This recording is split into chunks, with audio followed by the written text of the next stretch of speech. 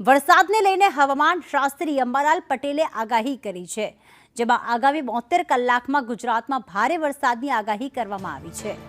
12 થી 18 જુલાઈ એટલે કે આજે 12 તારીખ છે ત્યારથી લઈને 18 જુલાઈ દરમિયાન ભારે વરસાદની આગાહી વ્યક્ત કરવામાં આવી છે।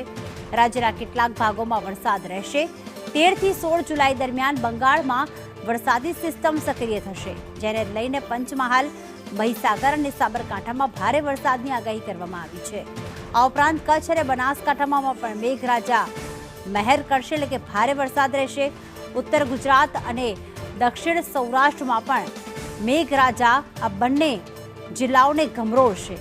26 થી 30 જુલાઈ ફરી વરસાદી સિસ્ટમ સક્રિય થશે।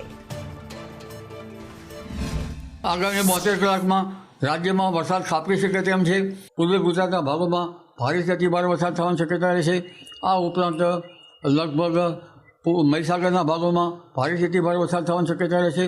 આ ઉપરાંત પંચમહાલના ભાગોમાં ભારેથી અતિ ભારે વરસાદ થવાની શક્યતા રહેશે અને નવસારી, સુરતના ભાગોમાં પણ વરસાદ થવાની શક્યતા રહેશે। દક્ષિણ સૌરાષ્ટ્રના કેટલાક ભાગમાં ભારે વરસાદ થવાની શક્યતા રહેશે।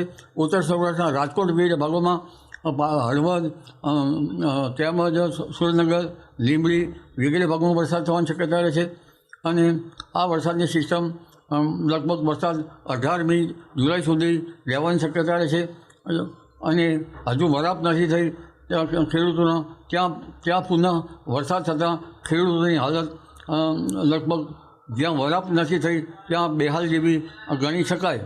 આ ઉપરાંત તારીખ 26 થી 30માં પણ એક મજબૂત સિસ્ટમ આપતા ગુજરાતના ઘણા ભાગોમાં વરસાદ